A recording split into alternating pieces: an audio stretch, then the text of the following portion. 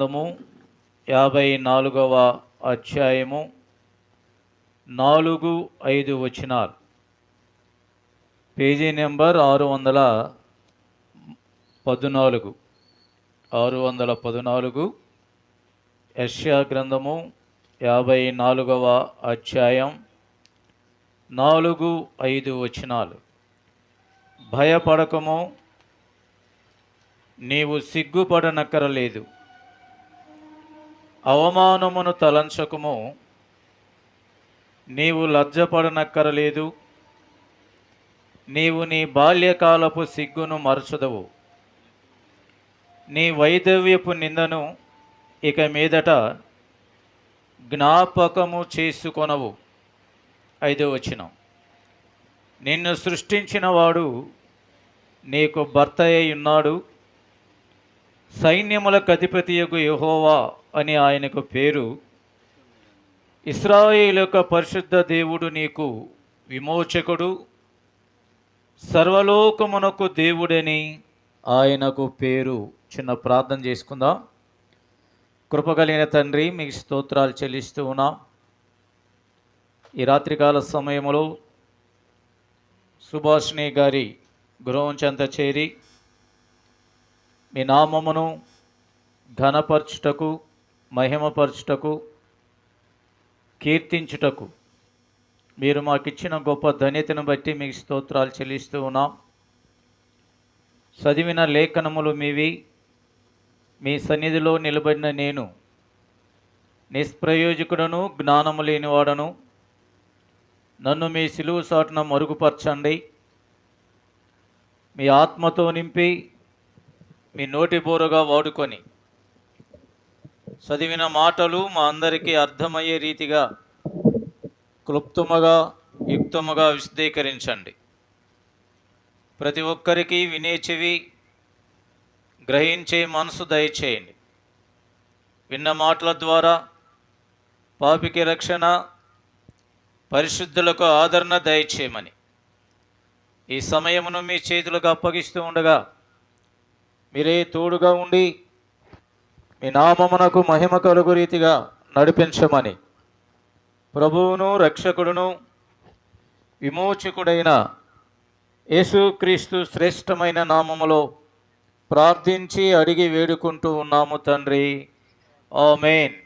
క్రీస్తునందు ప్రియమైనటువంటి వర్లరా, దేవాతి దేవుడైనటువంటి యెహోవా తన ప్రజలైనటువంటి ఇశ్రాయేలీయులతో ఈ మాట సెలవిస్తూ ఉన్నాడు. 54వ అధ్యాయము 4-5 వచనాలు మనం చదువుకున్నాం. ఇక్కడ గమనించినట్లయితే భయపడకము, నీవు సిగ్గుపడనక్కరలేదు. అవమానమును తలంచకము, నీవు లజ్జపడనక్కరలేదు. నీవు నీ బాల్యకాలపు సిగ్గును మరచదువు. నీ వైధవ్యపు నిందను ఇక మీదట జ్ఞాపకము చేసుకొనవు అంటూ ఉన్నాడు. ఈ మాట మనము మనసున పెట్టవలసిన వారమై ఉన్నాం.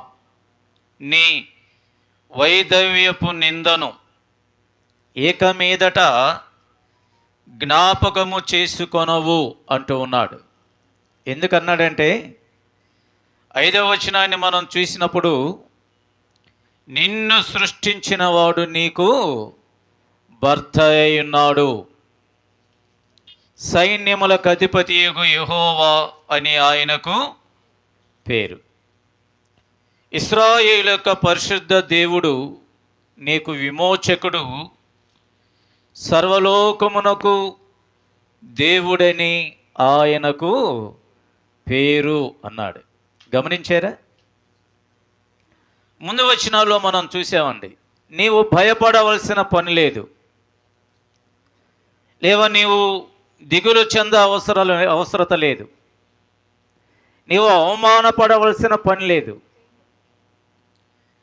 కాబట్టి అంటూ నీ వైధవ్యపు నిందను ఇక మీదట జ్ఞాపకము చేసుకొనవు అంటూ ఉన్నాడు.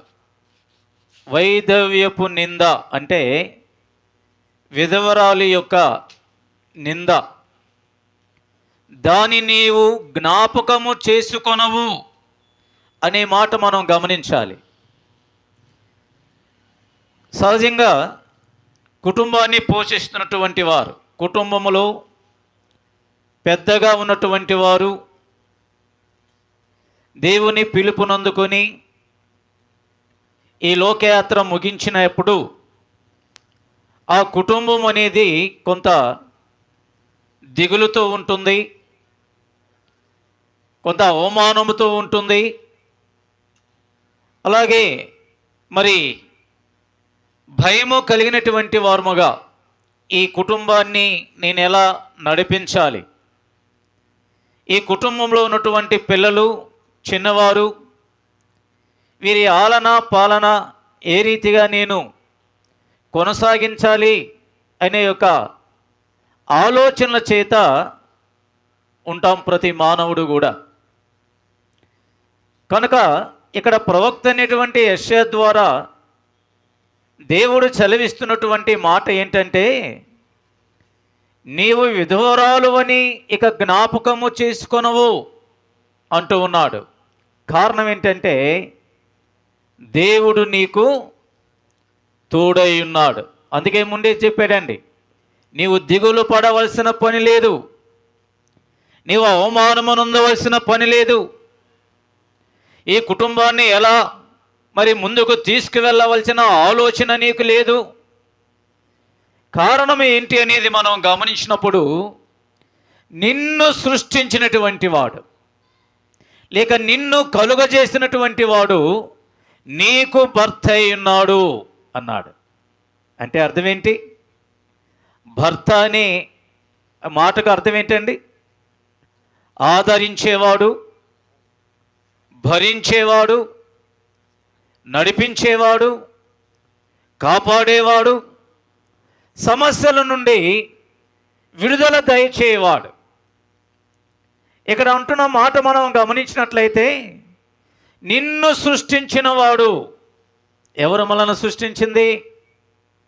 లోకరీతిగా తల్లిదండ్రులు కావచ్చు, కానీ మనము జన్మించక ముందే దేవుని ఆలోచనలో, దేవుని దృష్టిలో జగత్ పునాది వేయబడక మునుపే ఆయన మనలను సృజించాడు. ఆయనే సర్వలోకమునకు దేవుడని ఆయనకు పేరు, సైన్యములకు అధిపతి అని ఆయనకు పేరు అని అంటూ ఉన్నాడు. అంత మాత్రమే కాదు, ఆయన విమోచకుడనే మాట కూడా మనం గమనించాలి. విమోచించువాడు, ఆదరణ దయచేవాడు, ఆశ్రయం ఇచ్చేవాడు, కాపాడేవాడు, నడిపించేవాడు. కనుక మనం ఎలాంటి స్థితిలో ఉన్నా, ఎలాంటి కష్టములో ఉన్నా, ఎలాంటి శ్రమలలో ఉన్నా, మనలను సృష్టించినటువంటి దేవాతి దేవుడైన సైన్యములకు అధిపతినటువంటి యెహోవా మనకు తోడుగా ఉన్నాడు. కనుక మనము లోకములో భయపడవలసిన పని లేదండి. నిబ్బరము కలిగి ఉండుడి అంటూ ఉన్నాడు, అనగా ధైర్యముగా ఉండుడి. కనుక ప్రియమైన సహోదరి, ప్రియమైన సహోదరుడా, కనుక ఆ నిందను నీవు జ్ఞాపకము చేసుకొనవు అని అంటూ ఉన్నాడు. మరి మనం జ్ఞాపకము చేసుకోవాల్సింది ఎవరినంటే, ఎవరైతే మనకు తోడుగా ఉన్నాడో, ఎవరైతే మన వెన్నంటి ఉండి మన వెనుక ముందు ఆవరించి మనల్ని నడిపిస్తూ ఉన్నాడో, అన్ని విషయాలలో మన కొదువులను తీరుస్తూ, మన కొరతలను తీరుస్తూ, ఏ లోటు అనేది లేకుండా సర్వ సమృద్ధితో నడిపిస్తూ ఉన్నాడో, ఆ సృష్టికర్త అయినటువంటి దేవుని మనము జ్ఞాపకము చేసుకొనాలి. అందుకే కొరింథీయులకు రాసిన మొదటి పత్రికలో మనం చూసినట్లయితే ఈ మాట రాయబడి ఉంది కదండి, నన్ను జ్ఞాపకము చేసుకొనుటకై మీరు దీనిని చేయుడి అని చెప్పాడు. ఎవరిని జ్ఞాపకం చేసుకోవాలి? మన సృష్టికర్త అయినటువంటి దేవుని జ్ఞాపకం చేసుకోవాలి. కనుక సహజంగా కుటుంబాన్ని విడిచి వెళ్ళినటువంటి వారిని జ్ఞాపకం చేసుకుంటాంలేండి. ఎందుకంటే కొన్ని సంవత్సరాలు మనతో సహవాసం చేసి తోడుగా ఉండి ఇంటి బాధ్యతలను నెరవేరుస్తూ పాలన చూస్తూ మరి లోకాన్ని విడిచినప్పుడు మనం జ్ఞాపకం చేసుకుంటాం మంచిదే. కానీ మనలను సృష్టించినటువంటి దేవుని మనము జ్ఞాపకము చేసుకొనవలసిన వారమై ఉన్నాం. కనుక ప్రియమైనటువంటి వారులారా, సర్వాధికారి అయినటువంటి దేవుడు, సర్వజ్ఞుడైనటువంటి దేవుడు, నిన్ను నన్ను సర్వ జగత్తును సృష్టించినటువంటి దేవుడు, ఆయనే ప్రభు అయినటువంటి యేసుక్రీస్తు. ఆయనను మనము జ్ఞాపకము చేసుకునవలసిన వారమై ఉన్నాం. అందుకే వాక్యం అన్నాడు, నన్ను జ్ఞాపకము చేసుకున్నటకై మీరు దీనిని చేయుడి. ఆయన మన విమోచకుడు, అందుకని ఆయనను జ్ఞాపకం చేసుకోవాలి. ఆయన మన వెన్నంటి ఉండి నడిపించేవాడు, జ్ఞాపకం చేసుకోవాలి. ఈ వచనాల్లో మనం చూసినట్లయితే దేవుని ప్రజలైనటువంటి ఇశ్రాయేలీలు దేవుని ఎడల తిరుగుబాటు చేసి దేవునికి లోబడకుండా దేవుని పట్ల అవిధేయత చూపినప్పుడు దేవుడు వారిని అప్పగించాడు ఇతర దేశాల యొక్క రాజులకి, చెరలో వేశాడు. చెరలో వేసినటువంటి దేవుడు వారిని అంతటితో విడిచిపెట్టలేదండి. మరలా వారిని కనికరించి వారికి ఈ మాటలు చెబుతూ ఉన్నాడు. నీవు చెరలో ఉన్నావని దిగులు పడుతూ ఉన్నావేమో, లేక భయపడుతూ ఉన్నావేమో, నేను నీ దేవుడినై ఉన్నాను. నేను నిన్ను రక్షిస్తాను, నేను నిన్ను మరలా రప్పిస్తాను, నీకు సహాయం చేస్తాను, నిన్ను కాపాడుతాను అని దేవుడైన యెహోవా సెలవిస్తూ ఉన్నాడు. అదే రీతిగా ప్రభువు నమ్మి ఆత్మీయ జీవితంలో ముందుకు కొనసాగుతున్నటువంటి నీ పట్ల నా పట్ల ఆయన మనకు తోడుగా ఉండి నడిపిస్తున్నటువంటి దేవుడండి. దేవుని ప్రజలైన ఇశ్రాయేలును మనం గమనించినప్పుడు దేవుడు వారికి తోడై ఉండగా సర్వ సమృద్ధిని కలుగజేశాడు. మార్గములో సహాయము చేశాడు, మార్గములో జ్ఞానమిచ్చాడు, మార్గములో వెలుగునిచ్చాడు. 40 సంవత్సరములు వారిని వెంబడించి పగటివేళ మేఘస్తంభముగాను రాత్రివేళ అగ్నిస్తంభముగాను ఉండి నడిపించినటువంటి దేవుడు. పగలివేళ ఎండ దెబ్బ అయినను రాత్రివేళ వెన్నెల దెబ్బ అయినను తగులకుండా వారి ముందు ఉండి నడిపించినటువంటి దేవుడు ఈ రాత్రికాల సమయంలో నీతో నాతో ఈ కూడికను ఏర్పరచినటువంటి కుటుంబీకులతో ప్రభు సెలవిస్తూ ఉన్నాడు, నేను నీకు తోడై ఉన్నాను, నీవు భయపడవలసిన పని లేదు. కాబట్టి ఆయన మనకు తోడుగా ఉండగా, ఆయన మన పక్షముగా ఉండగా, ఆయనే మన విమోచకుడుగా ఉండగా మనము ఆయనను అనుసరించి, ఆయన కట్టడలను అనుసరించి, ఆయన శాసనములను అనుసరించి, ఆయన విధులను అనుసరించి మనము నడిచినప్పుడు దేవుడు మనకు తోడుగా ఉంటాడు. కనుక ఆయన మన పక్షముగా ఉండగా మనకు విరోధి ఎవడు ఉండు అనేది దేవుని లేఖనాల్లో మనం చూస్తూ ఉన్నాం. కనుక ప్రియమైన సహోదరి, ప్రియమైన సహోదరుడా, ఈ రాత్రికాలపేళ దేవుడు తన లేఖనాల ద్వారా నీతో నాతో మాట్లాడుతూ ఉండగా మన జీవితాల్లో ఒక పరిశీలన చేసుకుందాం. యెహోషువ గ్రంథంలో కూడా మనం చూసినట్లయితే మోషే మరి వృద్ధాప్యములోకి వచ్చిన తరువాత మోషేకు పరిచారకుడుగా ఉన్నటువంటి యెహోషువతో ఆయన ఈ మాటలు చదివిస్తూ ఉన్నాడు. చూడండి ఏమన్నాడు. యెహోషువ గ్రంథము మొదటి అధ్యాయము, యెహోషువ గ్రంథము మొదటి అధ్యాయము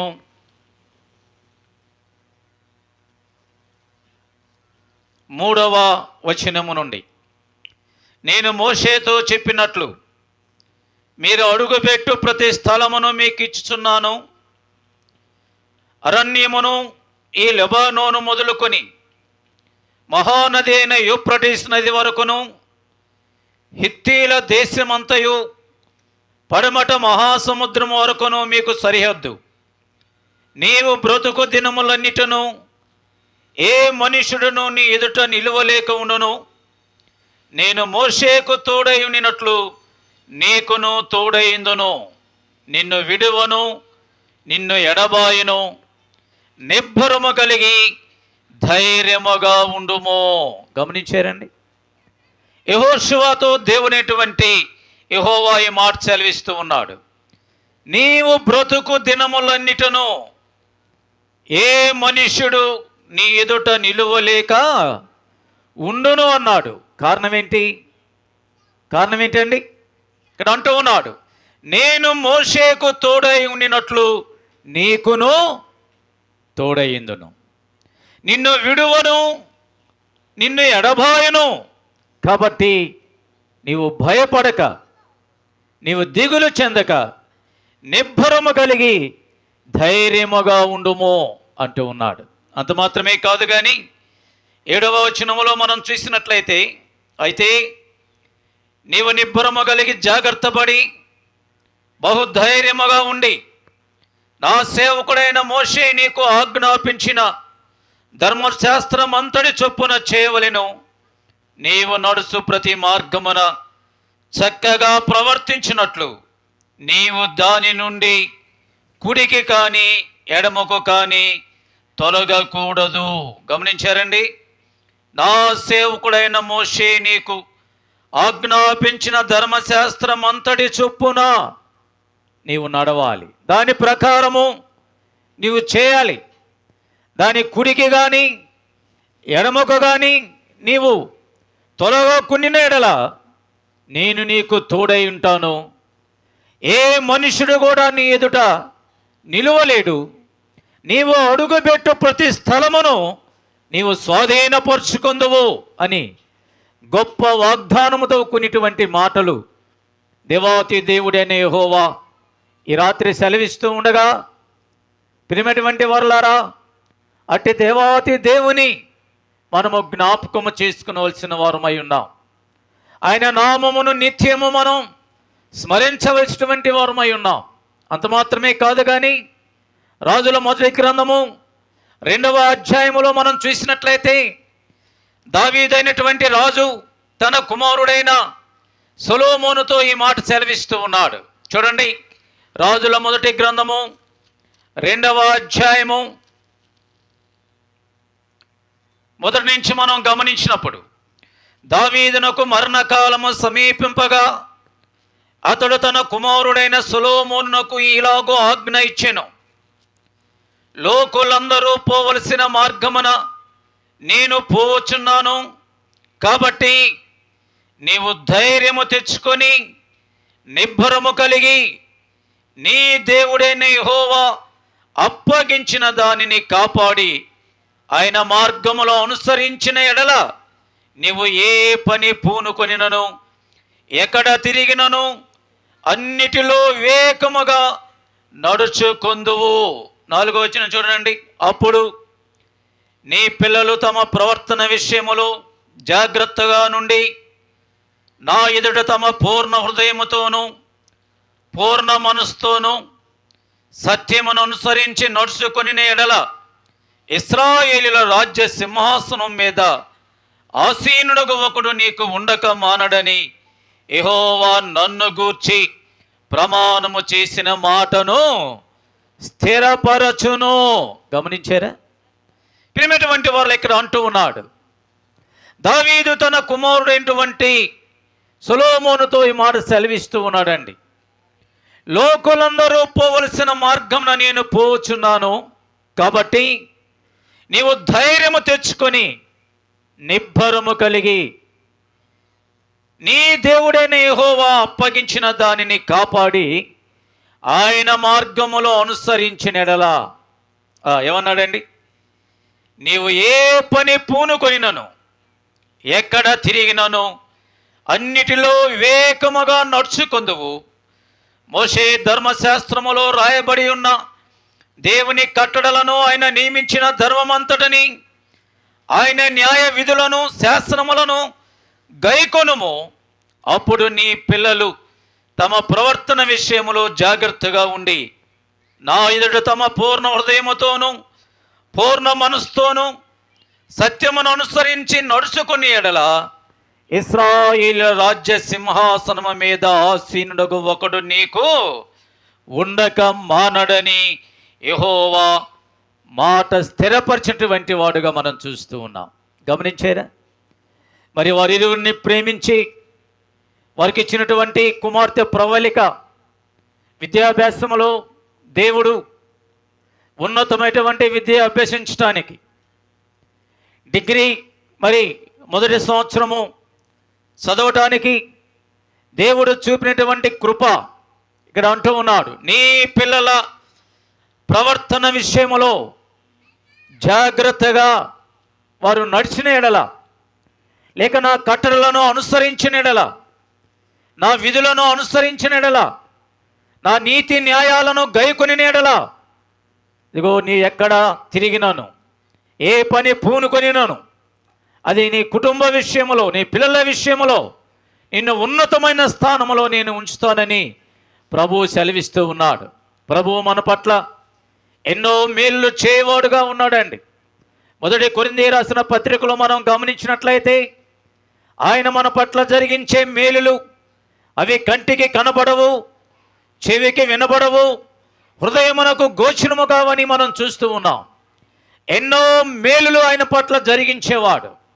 దావీదు అందుకే అంటూ ఉన్నాడు, 103వ కీర్తన మనం గమనించినట్లయితే, నా ప్రాణమా యెహోవాను సన్నతించుము, నా అంతరంగమున సమస్తమా ఆయన పరిశుద్ధ నామమును సన్నతించుము, నా ప్రాణమా యెహోవాను సన్నతించుము, ఆయన చేసిన ఉపకారములలో దేనిని కూడా మరువకుము అంటూ ఉన్నాడు. దేవుడు మన పట్ల ఎన్నో మేలులు చేయవాడై ఉన్నాడు, ఎన్నో ఉపకారాలు చేయవాడై ఉన్నాడు. 145వ కీర్తనలో అన్నాడు, యెహోవా అందరికీ ఉపకారి. గమనించారండి? ఆయన అందరి పట్ల మేలులు చేయవాడై ఉన్నాడు. మరి విశేషముగా ఆయన కట్టడలో అనుసరించే వారి పట్ల, ఆయన శాస్త్రములు గైకొనే వారి పట్ల, ఆయన ధర్మశాస్త్రం అంతటిని అనుసరించే వారి పట్ల మరి విశేషముగా ఆయన మేలులు జరిగించేవాడై ఉన్నాడు. అందును బట్టి మనం ఆయనను స్తుతించబద్దులమై ఉన్నాం. మొదటిగా మనను సృష్టించినటువంటి దేవాతి దేవుడైన యెహోవాను మనము జ్ఞాపకం చేసుకోవాలి. ఆయన మన విమోచకుడు, మన అపరాధముల నుండి, పాపముల నుండి మనల్ని విడిపించేవాడు, మనను కాపాడేవాడు, మన రాకపోకల్లో తోడుగా ఉండేవాడు.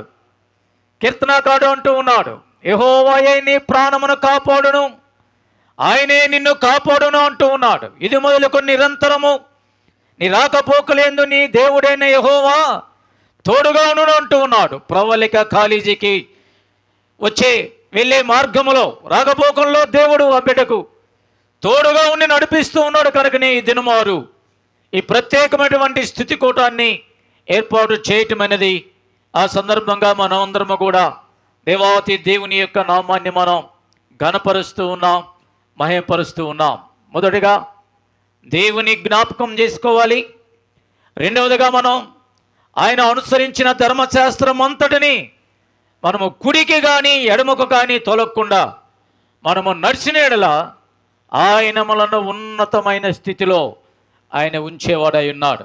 ఇట్టి అనుభవాన్ని కలిగి ఆత్మీయమైనటువంటి జీవితంలో మనం ముందుకు కొనసాగేవారుగా ఉండాలని ప్రేమపూర్వకంగా మనం చేస్తూ ఉన్నాం. అంత మాత్రమే కాదు, కానీ చివరగా మనం చూసినట్లయితే హెబ్రీయులకు రాసినటువంటి పత్రిక చూడండి. హెబ్రీయులకు రాసినటువంటి పత్రిక 13వ అధ్యాయం 14వ వచనాన్ని మనం చూసినప్పుడు అక్కడ ఒక మాట రాయబడి ఉంది. హెబ్రీయులకు రాసినటువంటి పత్రిక 13వ అధ్యాయము 14వ వచనం, నిలవరమైన పట్టణము మనకిక్కడ లేదు, కానీ ఉండబోవచ్చున్న దానికోసము ఎదురు చూచుచున్నాము. గమనించారండి? ఇక్కడ పౌలు గారు ఒక శ్రేష్టమైన మాట అంటూ ఉన్నాడు. నిలవరమైన పట్టణము మనకిక్కడ లేదు, కానీ ఏమంటూ ఉన్నాడు, ఉండబోవచ్చున్న దానికోసము ఎదురు చూచుచున్నాము అంటే వెదుగుచూ ఉన్నామని దాని భావం. కాబట్టి ఈ లోకములో మానవులమైన మనకు నిలవరమైన పట్టణం అనేది ఉందా? మనం ఇన్నంతస్తుల భవనాలు కట్టుకున్నప్పటికీ మనం పూర్తిగా ఇది మనకు శాశ్వతమైనటువంటిది కాదండి. అందుకే ఇక్కడ అన్నాడు, నిలువరమైన పట్టణము మనకిక్కడ లేదు, కానీ ఉండబోవచ్చున్న దానికోసం మనము వెదుగుచూ ఉన్నాము, లేక ఎదురు చూచూ ఉన్నాము అని అంటూ ఉన్నాడు. అయితే మన నిలవరమైన పట్టణము, శాశ్వతమైన పట్టణము ఎక్కడ ఉంది? మనకి ఎక్కడ ఉందండి? దేవుని గ్రంథములో మనం గమనించినప్పుడు, ప్రియమైనటువంటి వారులారా, మనం చూసినట్లయితే ఇది దైవ గ్రంథములో మనం చూసినప్పుడు నిలవరమైన పట్టణము కొలస్సీలకు రాసినటువంటి పత్రికలో మనం చూసినప్పుడు, లేక ముందుగా ఎఫెసీయులకు రాసినటువంటి పత్రికను మనం గమనించినట్లయితే 2వ అధ్యాయము 6-7 వచనాలు చూడండి. ఎఫెసీయులకు రాసినటువంటి పత్రిక 2వ అధ్యాయము 6-7 వచనాలు. క్రీస్తు యేసునందు ఆయన మనకు చేసిన ఉపకారము ద్వారా అత్యధికమైన తన కృపా మహోత్సర్యమును రాబోవు యుగములలో కనపర్చు నిమిత్తము క్రీస్తు యేసునందు మనలను ఆయనతో కూడా లేపి పరలోకమందు ఆయనతో కూడా కూర్చుండబెట్టెను అనే మాట మనం చూస్తూ ఉన్నాం. గమనించారండి? నిలవరమైన పట్టణము మనకి ఎక్కడుందంట?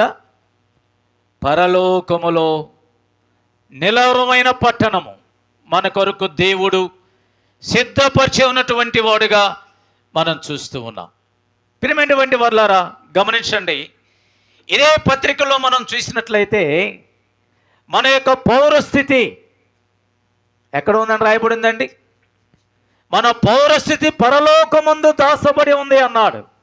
కాబట్టి ఈ లోకము శాశ్వతమైనటువంటిది కాదు. ఈ లోకంలో నిలువరమైన పట్టణం మనకి లేదు. దేవుడు మనను ప్రేమించి మన కొరకు ఒక పట్టణాన్ని ఆయన సిద్ధపరిచి ఉన్నాడు. మనం గమనించినట్లయితే అదే ఎబ్రీయులకు రాసినటువంటి పత్రిక 11వ అధ్యాయము 16వ వచనాన్ని మనం చూసినప్పుడు ఆ మాటలు రాయబడి ఉన్నాయి. చూడండి, 11-16. అయితే వారు మరి శ్రేష్టమైన దేశమును అనగా పరలోక సంబంధమైన దేశమును కోరుచున్నారు. అందుచేత తాను వారి దేవుడునని అనిపించుకొనుటకు దేవుడు వారిని గూర్చి సిగ్గుపడడు. ఏలయనగా ఆయన వారి కొరకు ఒక పట్టణము సిద్ధపరచి ఉన్నాడు. గమనించారా? ఆయన వారి కొరకు ఒక పట్టణము సిద్ధపరిచి ఉన్నాడు. వారి కొరకు అంటే ఎవరి కొరకు అండి? ఎవరి కొరకు? ఎవరైతే ప్రభువైన యేసు క్రీస్తు ద్వారా పాపక్షమాపణ మారుమనసు పొంది ఆయన బిడ్డలుగా తీర్చబడి ఆయన రక్తము చేత కడుగుబడి ఆయన రక్తం చేత విమోచింపబడి దేవుని పిల్లలు అని అధికారమును ఎవరైతే కలిగి ఉన్నారో వారి కొరకు ఆయన ఒక నూతనమైనటువంటి ఒక పట్టణమును సిద్ధపరిచి ఉన్నటువంటి వాడుగా మనం చూస్తున్నాం. అది మనకు శాశ్వతమైనటువంటి పట్టణము, అది మనకు నిలువరమైనటువంటి పట్టణం. ఆ పట్టణంలో మనం ప్రవేశించాలి అంటే లోకములో బ్రతికినంత కాలము ఈ లోకములో ఉంటాం.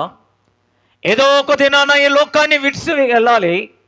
విడిచిన తదుపరి ఆయన మన కొరకు సిద్ధపరిచినటువంటి ఆ పట్టణంలో మనం ప్రవేశించాలంటే ఆయన కార్చినటువంటి రక్తం ద్వారా మనము కడుగబడాలి.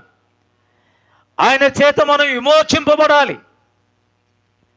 ఆయన మన అపరాధముల నిమిత్తమై పాపముల నిమిత్తమై ఆయన మన కొరకు మృతి చెందాడు. ఆయన ప్రాణమునకు జీవాధారమైనటువంటి రక్తమును మన కొరకు కార్చాడు. ఆయన కార్చినటువంటి అమూల్యమైన రక్తము చేత మనము కడుగుబడి ఆయన బిడ్డలుగా తీర్చబడినట్లయితే శాశ్వతమైనటువంటి సిద్ధపరిచినటువంటి ఆ పట్టణములో మనందరము కూడా ప్రవేశించేవారమై ఉన్నాం. అట్టి మారు మనసు లేకుండా ఈ లోకాన్ని విడిచినట్లయితే దాని అంతమునిచ్చే నరకము, అది అగ్ని ఆరదు, పురుగు చావదు, యుగ యుగములు వేదన రోదనతో మనము జీవించవలసిన పరిస్థితి అండి. ఆ పరిస్థితి నుంచి మనలను విమోచించడానికి దేవుళ్ళ మనను ప్రేమించి సంపూర్ణమైన మానవుడుగా ఈ లోకానికి వచ్చి మనందరి కొరకు తన యవని ప్రాయమందు ఆ కలువరిలో తన ప్రాణమును అర్పించాడు. ఎందుకనగా మనను పరలోకములో మన పౌరస్థితిని భద్రము చేయటానికి.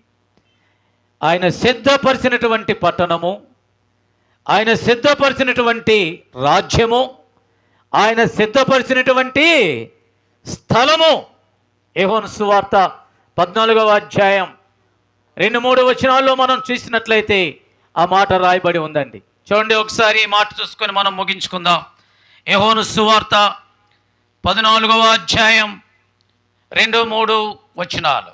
నా తండ్రి ఇంట అనేక నివాసములు కలవు, లేని ఎడలను మీతో చెప్పుదును. మీకు స్థలము సిద్ధపరచ వెళ్ళుచున్నాను. నేను వెళ్ళి మీకు స్థలము సిద్ధపరిచిన ఎడల నేనుండు స్థలములో మీరును ఉండులాగున మరలా వచ్చి నా యొద్ద ఉండుటకు మిమ్మను తీసుకొని పోవుదును. గమనించారా? నా యొద్ద నుండుటకు మిమ్మను తీసుకొని పోవుదును, మరలా వచ్చి. మనం ఇంట్లో నుంచి బయటికి వెళ్ళేటప్పుడు ఏం చెబుతామండి? నేను బయటికి వెళ్తున్నాను, పని చూసుకొని మరలా అంటే ఏంటి దాని భావం? మరలా తిరిగి వస్తానని ప్రభువారు కూడా అదే చెబుతున్నాడు. నా తండ్రి ఇంట అనేక నివాసములు కలవు, లేని ఏళ్ళ నేను మీతో చెప్పుదును అని అంటూ, నేను వెళ్ళి మీకు స్థలము సిద్ధపరిచిన ఎడల నేనుండు స్థలములో మీరును ఉండులాగున మరలా వచ్చి. ఆ మాట గమనించాలి. అంటే అర్థం ఏంటి? వెళ్ళిన ప్రభు మరలా వస్తాడా లేక అక్కడే ఉంటాడండి? ఆయన వస్తానని చెబుతున్నాడు. నేను మరలా వచ్చి నా యొద్ద నుండుటకు మిమ్మలను తీసుకొని పోదును. ప్రభు రాబోతూ ఉన్నాడు. నా ప్రియమైన సహోదరి సహోదరుడా, ఆయన రాకడకు సంబంధించిన గుర్తులు నేడు ప్రపంచంలో అనేకము జరుగుతూ ఉన్నాయి. దైవ గ్రంథములో ముందుగా ఆయన చెప్పాడు, నా రాకడకు ముందుగా ఈ సంగతులన్నీ కూడా జరుగుతూ ఉంటాయని. కనుక అనేక సంగతులు జరుగుతూ ఉండగా ఆయన చెప్పిన వాటిలో ప్రభువు రాకడ త్వరలో రానయ్యింది. కనుక ఆయన రాకపోవడమే, ఈ లోకములో మన యాత్ర ముగించకపోవడమే మనం పరీక్షించుకుందాం. మన కొరకు సంపూర్ణమైన మానవుడుగా ఈ లోకానికి వచ్చి ఆయన ప్రాణమునకు జీవాధారమైనటువంటి రక్తమును నీరును చిందించినటువంటి ఆ రక్తం ద్వారా మనకు విమోచన విడుదల కలుగజేసి నిలవరమైనటువంటి శాశ్వతమైనటువంటి పట్టణమును సిద్ధపరిచిన ఆ ప్రభు అయిన యేసుక్రీస్తు మనం జ్ఞాపకం చేసుకుందాం. తదుపరి ఆయన మనకిచ్చిన ధర్మశాస్త్రం అంతటిని అనుసరించి, ఆయన ఆజ్ఞలను అనుసరించి జీవిస్తూ ఉన్నప్పుడు అనేకమైన మేలులతో ఆయన మనల్ని నింపి నడిపించేవాడై ఉన్నాడు. అట్టి అనుభవాన్ని కలిగి ప్రభు రాకడ కొరకు మనం జీవించేవారుగా ఉండాలని ప్రేమపూర్వకంగా మనం చేస్తూ ఉన్నాం. ఇంకా ఈ స్థలంలో ఎవరైనా ప్రభువును తన సొంత రక్షకుడుగా అంగీకరించిన వారు ఎవరైనా ఉన్నట్లయితే ఇదే అనుకూలమైన సమయం, ఇదే రక్షణ దినం, ఇదే మంచి తరుణం. నీవు ఉన్న చోటనే తల్ల వంచి, ప్రభువా నేను పాపినైనా నా కొరకు నీవు దైవత్వాన్ని వీడి మానవునిగా ఈ లోకానికి వచ్చి నా కొరకు యవన ప్రాయమందు కలువరి శిలువలో నీ ప్రాణమునకు జీవాధారమైనటువంటి నీ రక్తమంతయో నా కొరకు చిందించావు. నీవు చిందించిన అమూల్యమైన రక్తము ద్వారా నన్ను కడిగి పవిత్రపరిచి నీ కుమారునిగా నీ కుమార్తెగా చేసుకొని పరలోక రాజ్య స్వాస్థ్య భాగాన్ని నాకు అనుగ్రహించమని ఉన్న చోటనే మోకరించి ప్రార్థించినట్లయితే ప్రభువు నీ ప్రార్థన ఆలకించేవాడై ఉన్నాడు, నిన్ను పవిత్రుడుగా చేయవాడై ఉన్నాడు. నిత్య రాజ్యానికి ఆయన ఏర్పరచబడిన పట్టణానికి, ఆయన సిద్ధపరిచిన రాజ్యానికి, ఆయన సిద్ధపరిచిన స్థలానికి నిన్ను తీసుకుని వెళ్ళేవాడై ఉన్నాడు. అట్టి అనుభవం కలిగి ప్రభువు రాకడ కొరకు ఎదురు చూసేవారుగా ఉండాలని ప్రేమపూర్వకముగా ఈ మాటలు మీకు తెలియజేస్తూ ఉన్నా. దేవుడు ఈ అమూల్యమైన మాటలు మన వినికిడిలో ఆశీర్వదించునుగాక.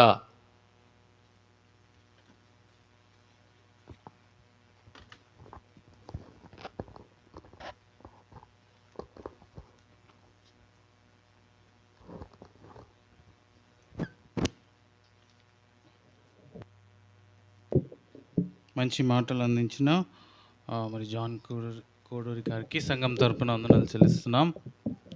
నిజంగా మరి మన దేవుడు చాలిన దేవుడు, నిబ్బరం కలిగి ధైర్యంగా ఉండుడి, నేను మీకు తోడై ఉన్నానని మనకు వాగ్దానం చేసిన దేవుడు.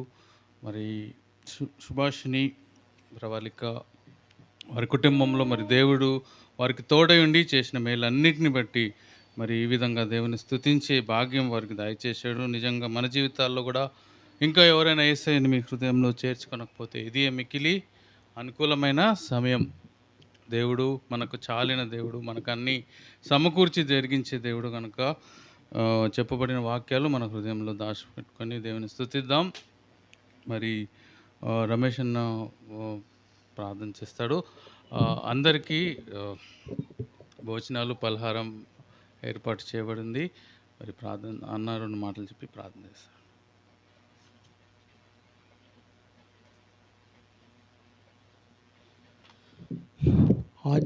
ఆంజనేయుల గురించి 2 మాటలు చెప్పుకున్నాం.